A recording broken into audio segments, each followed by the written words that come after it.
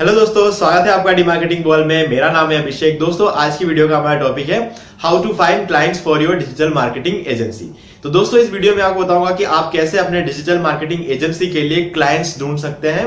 ठीक है, तो इस चीज के बारे में हम डिटेल में इस वीडियो में बात करेंगे। तो दोस्तों, अगर आपने अभी तक इस चैनल को सब्सक्राइब नहीं किया तो प्लीज चैनल को सब्सक्राइब कर लीजिए और बेल आइकन को प्रेस करना बिल्कुल मत भूलिए, क्योंकि इससे मेरे आने वाले हर वीडियो की नोटिफिकेशन सबसे पहले आपको मिलेंगे। तो दोस्तों, चलिए शुरू करते हैं।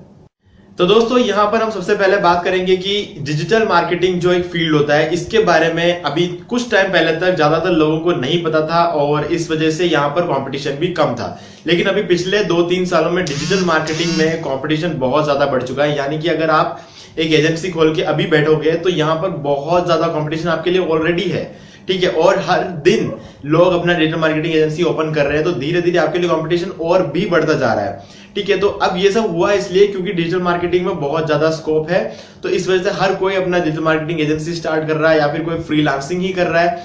ठीक है, तो अब ऐसे में ना क्लाइंट्स ढूंढ पाना और उस क्लाइंट्स को अपने लिए मतलब अपने बिजनेस में उस क्लाइंट्स को लेकर आना बहुत ही ज्यादा डिफिकल्ट काम हो गया, क्योंकि हर बंदा उस क्लाइंट के पीछे पड़ा हुआ है। ठीक है, जो क्लाइंट आपको चाहिए उसके पीछे बहुत सारे और भी एजेंसी वाले पड़े हुए, तो मतलब यहां पर आपके लिए बहुत ज्यादा डिफिकल्ट हो गया है किसी क्लाइंट को कन्विंस करना।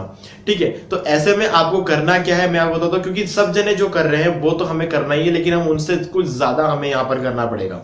ठीक है, तो गाइस यहां पर हम सबसे पहले स्टार्ट करते हैं कि हमें अपने एजेंसी के कुछ रूल्स बनाने पड़ेंगे। ठीक है, अब यहां पर रूल्स का मतलब ये होता है कि आपने कोई भी एजेंसी हो, वो एक बार जब अपनी एजेंसी स्टार्ट करते हैं तो एक प्लानिंग उनके पास होती है। उस प्लानिंग के बेसिस पर ही हर सबको चलना पड़ता है, नहीं तो फिर पता ही नहीं चलता है एक्चुअल में हो क्या रहा है कंपनी में, उनको खुद को समझ में नहीं आएगा जब तक उस रूल्स एंड गाइडलाइंस के हिसाब से वो खुद ही नहीं चलेंगे। ठीक है, तो गाइस हम लोग अपने एजेंसी का एक रूल क्राइटेरिया सेट कर देते हैं। जैसे कि मैं आपको बताता हूँ क्या क्या होता है। वो नॉर्मली ये होता है कि हम सबसे पहले ये सोच लेते हैं कि जो हमारी एजेंसी है वो एजेंसी कौन से लोकेशन में काम करेगी। मतलब कि हमारा फिजिकल लोकेशन एक रहेगा, लेकिन हम ये डिसाइड कर लेते हैं कि हम कहां के लोगों को सर्विस प्रोवाइड करेंगे। हो सकता है हम अपने लोकल सिटी में सर्विस प्रोवाइड करें, या फिर हम उस स्टेट में सर्विस प्रोवाइड करें, या फिर ये भी हो सकता है हम पूरे कंट्री में सर्विस प्रोवाइड करें। ठीक है, ऐसा भी हो सकता है। तो गाइस ये हमने एक पहले से फिक्स कर रखा होता है। और इसके अलावा हम ये देखते हैं कि हम कौन से बिजनेस टाइप के लिए सर्विस प्रोवाइड करवाते हैं। ठीक है, ये भी हमने पहले ही फिक्स कर लिया हुआ होता है। मतलब हम ये देखते हैं कि किस तरह के बिजनेस हो, क्या हम रियल एस्टेट कंपनीज को सर्विस प्रोवाइड करवाते हैं, या फिर हम जो रेस्टोरेंट्स होते हैं उनको करते हैं, होटल्स को होते हैं, एजुकेशनल जो मतलब जैसे क्या कहते हैं हम यूनिवर्सिटीज होती है, स्कूल्स होती है, उनको सर्विस प्रोवाइड करवाते हैं, या फिर बड़ी बड़ी दूसरी आईटी कंपनीज को सर्विस प्रोवाइड करवाते हैं, या फिर जैसे डॉक्टर हुए, लॉयर हुए, डेंटिस्ट हुए, इनको सर्विस प्रोवाइड करवाते हैं। मतलब हमारी ये कैटेगरी होती है। ठीक है, कि हम उसमें से किसको हम सर्विस प्रोवाइड यहाँ पर करवाते हैं, तो ये हमारा फिक्स रहता है। तो हम उसके बाहर कभी भी नहीं जाते। अगर मान लीजिए कि आप सिर्फ रेस्टोरेंट के लिए अपनी एजेंसी खोल के बैठे, तो आप सिर्फ रेस्टोरेंट्स के जो लोग होते हैं उनको अप्रोच करोगे। ठीक है, इसके अलावा थर्ड होता है कंपनी साइज। तो गाइस हम जब अपने एजेंसी स्टार्ट करते हैं हम पहले ही डिसाइड कर लेते हैं कि हम कौन से कंपनीज को अपना क्लाइंट बनाना चाहते हैं। जिस कंपनी में 50 से ज्यादा एम्प्लॉइज हो, या फिर जिस कंपनी में 100 से ज्यादा एम्प्लॉइज हो, ये क्राइटेरिया हम सेट कर लेते हैं। हम सोचते हैं कि अगर 50 से कम एम्प्लॉइज है किसी कंपनी में तो हम उस कंपनी को सर्विस प्रोवाइड करवाएंगे ही नहीं। ठीक है, उस कंपनी को हम अप्रोच ही नहीं करेंगे। ठीक है, ये एक हमारा टारगेट रहता है। तो गाइस ये सारी चीजें हम फिक्स कर लेते हैं, और कुछ इंटरेस्ट बेस पे भी हम कर लेते हैं। ठीक है, तो अब ये सारी चीजें हमारी क्राइटेरिया होती है। अगर हम ये क्राइटेरिया सेट नहीं करेंगे तो हमें ऐसा लगेगा दुनिया भर के हर बंदा मेरा क्लाइंट है। ठीक है, सबको आप अप्रोच कर नहीं सकते हो, तो मतलब आप फिल्टर करना चाह रहे हो। यहाँ पर जिस चीज में आप अच्छे हो उस हिसाब से आप उसको फिल्टर करना चाह रहे हो। तो फिल्टर के लिए हम इस क्राइटेरिया को सबसे पहले तो यहाँ पे सेट करते हैं। और जब एक बार ये फिल्टर हो जाए, ठीक है, हम सबसे पहले लेते हैं एक ऐसी कंपनी जहां पर 50 से ज्यादा एम्प्लॉइज है, और वहां पर हम देखते हैं उनका बिजनेस टाइप क्या है। जैसे मान लीजिए कि वो बिजनेस उनका है हैंडीक्राफ्ट्स में। ठीक है, हम हमेशा सिर्फ बिजनेस हैंडीक्राफ्ट्स वालों को ही हम लेते हैं, मान लीजिए, ऐसा मान के चलिए आप। ठीक है, और इसके अलावा लोकेशन भी हम देख ले। जैसे मान लीजिए कि हम लोकेशन हम देख लेते हैं हम राजस्थान। ठीक है, हैंडीक्राफ्ट बहुत ज्यादा मार्बल हैंडीक्राफ्ट होते हैं वो राजस्थान में होते हैं। तो ये 3 हमारे क्राइटेरिया। तो कहना का मतलब राजस्थान के हैंडीक्राफ्ट की ऐसी कंपनियां जिसमें 50 से ज्यादा एम्प्लॉइज काम करते हैं। ठीक है, ये हमने फिल्टर कर लिया यहाँ पर। अब इसके बाद हम देखेंगे कि ऐसी कौन कौन सी कंपनियां हम पता करना शुरू कर देंगे।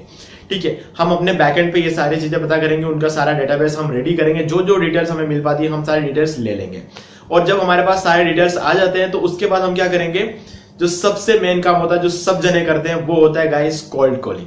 ठीक है, अब देखिए कोल्ड कॉलिंग एक बार सुन के ऐसा लगता है कि यार अगर कोई बंदा सुबह से लेके हमें कॉल करता रहे हमारे बिजनेस, तो मतलब यार हम क्लाइंट्स पे ध्यान देंगे या फिर उस डिजिटल मार्केटिंग एजेंसी के फोन्स उठाएंगे। अब एक नॉर्मल केस होता है, अगर अपन खुद भी ऐसे सोचे तो अपन को ही लगता है, लेकिन यार देखो as a digital marketing agency आपको तो कोल्ड कॉलिंग करना ही पड़ेगा। कौन आपको मतलब एंटरटेन करता है कौन नहीं करता है ये सब आपका टॉपिक नहीं है, लेकिन आपको कॉल करना पड़ेगा क्योंकि ये सब जने कर रहे हैं मार्केट में। आप ये नहीं सोच सकते कि यार हम सामने वालों को इस तरीके से डिस्टर्ब कर रहे हैं। हो सकता है डिस्टर्ब कर रहे हो, लेकिन कोई ना कोई बंदा ऐसा होता है जो आपकी बात को ध्यान से सुनता है। सबको डिजिटल मार्केटिंग का इतना आइडिया नहीं है। मार्केट में हर बिजनेस करने वाले बंदे को डिजिटल मार्केटिंग का आइडिया हो ये कोई जरूरी नहीं होता है, लेकिन कुछ बंदे ऐसे होते हैं जिसको एक्चुअल में शायद उसकी जरूरत होती होगी। ठीक है, तो उन लोगों को हम कहते हैं लीड्स।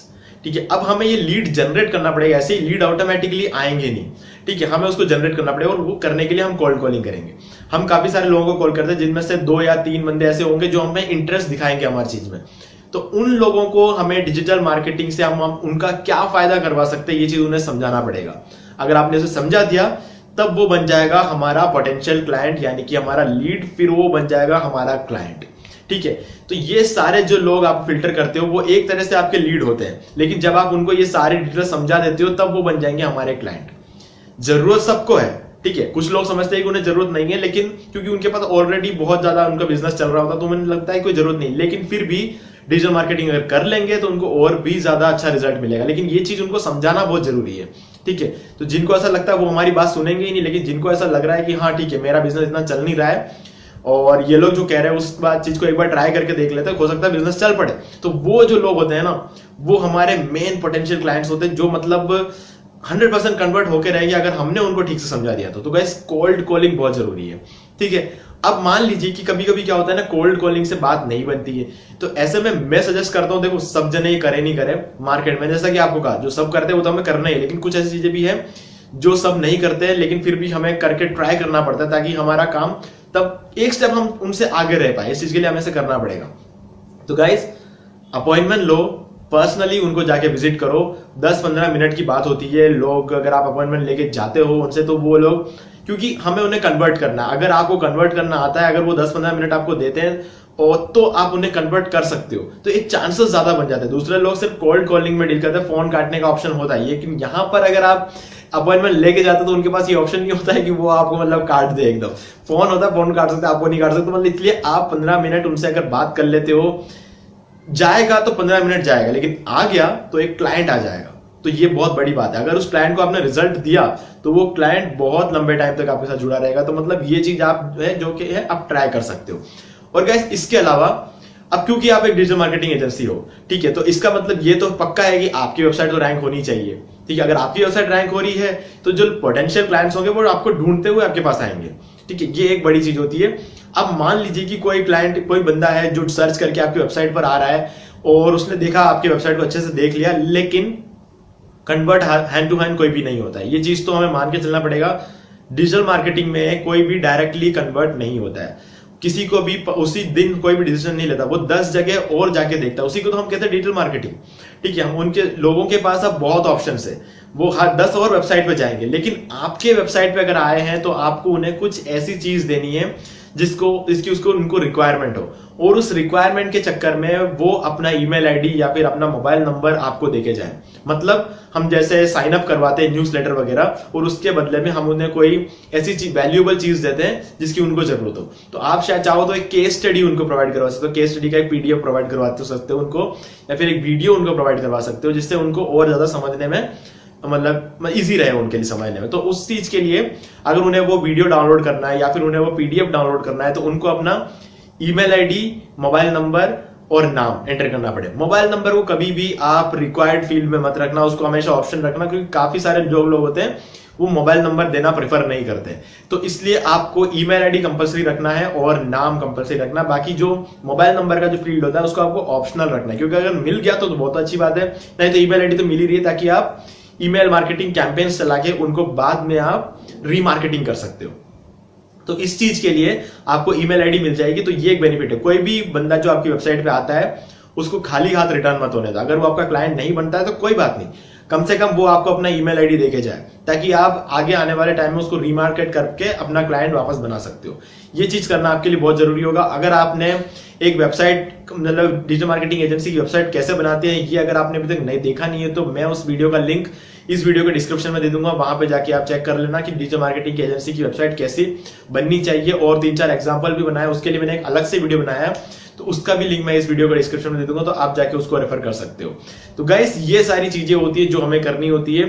अगर हम इन सारी चीजों को अच्छे से कर लेते हैं तो हमारे क्लाइंट्स बनते रहेंगे। और क्लाइंट मतलब डिजिटल मार्केटिंग एजेंसी में क्लाइंट का मतलब ऐसा नहीं है कि वन टाइम प्रोसेस है, ठीक है। अगर आपने एक क्लाइंट बना लिया तो वो लाइफ टाइम आपके साथ जुड़ा रहेगा जब तक आप उसे रिजल्ट देते रहोगे। तो गाइस ये चीज आपके लिए बहुत इंपॉर्टेंट है कि आप उन्हें रिजल्ट देते रहो। क्लाइंट एक तो बन जाएगा, उसके बाद वो लाइफ टाइम आपके साथ रहेगा। ऐसा नहीं है कि आपको रोज रोज नए क्लाइंट की जरूरत पड़ेगी, नहीं। कुछ 4-5 ऐसे क्लाइंट्स बना लो जो आपको रेगुलरली पे करते रहे, उसी क्लाइंट से आपका काम चल जाएगा, ठीक है। लेकिन उन क्लाइंट पे आपको 100% फोकस करते रहना पड़ेगा। तो गाइस इस तरीके से आप अपने एजेंसी के लिए क्लाइंट्स ढूंढ सकते हैं। तो दोस्तों उम्मीद है वीडियो को पसंद आया होगा, और अगर पसंद आया तो वीडियो को लाइक भी कर दीजिए, शेयर भी कर दीजिए, और आपने अभी तक इस चैनल को सब्सक्राइब नहीं किया तो प्लीज चैनल को सब्सक्राइब कर लीजिए, बेल आइकन को प्रेस करना बिल्कुल मत भूलिए, क्योंकि इससे मेरे आने वाले हर वीडियोस के नोटिफिकेशन सबसे पहले आपको मिलेंगे। तो दोस्तों आज की वीडियो में सिर्फ इतना ही। देखने के लिए आपका बहुत बहुत धन्यवाद।